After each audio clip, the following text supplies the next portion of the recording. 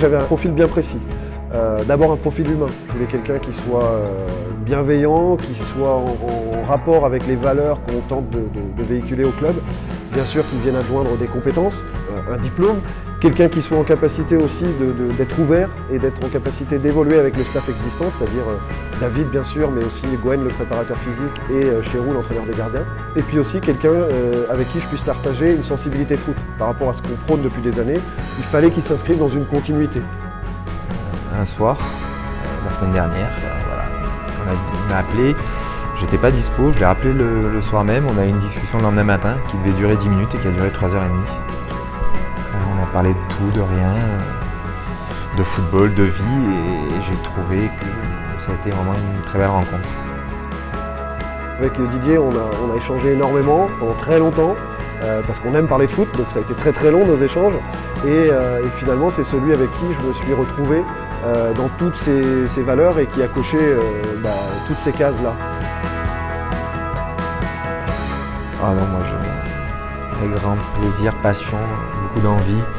Tarde le 28, bientôt je vais faire reprendre un peu. J'ai vu qu'il y avait un club ce matin, on regardait dans les journaux que je crois que c'est le Paris FC devait reprendre le 25, le coach a décidé de reprendre le 21. Non, je ne le ferai pas. Mais ouais, non, j'attends ça, quoi, de repartir au boulot et puis surtout avec des objectifs. Et voilà, c'est une nouvelle façon de retravailler, de voir les méthodes avec les joueurs par rapport à ce qu'ils ont eu, parce qu'ils ont eu un entraîneur quand même pendant pas mal d'années. Et c'est de leur donner des idées, comment ils les prennent. Il y en a qui vont prendre une idée, il y en a qui vont prendre une autre. Chaque défenseur est différent, chaque sortie de balle est différente pour moi. Il a une approche que j'aime beaucoup et c'est à travers nos échanges aussi, et encore je suis là-dedans.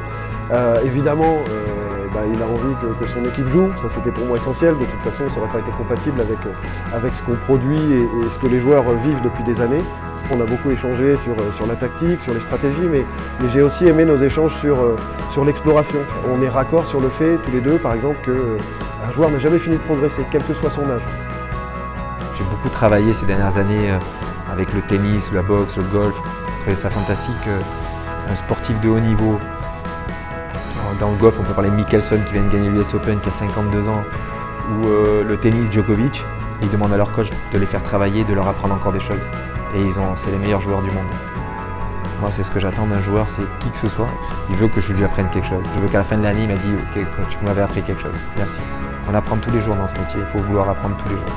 Coach, joueur.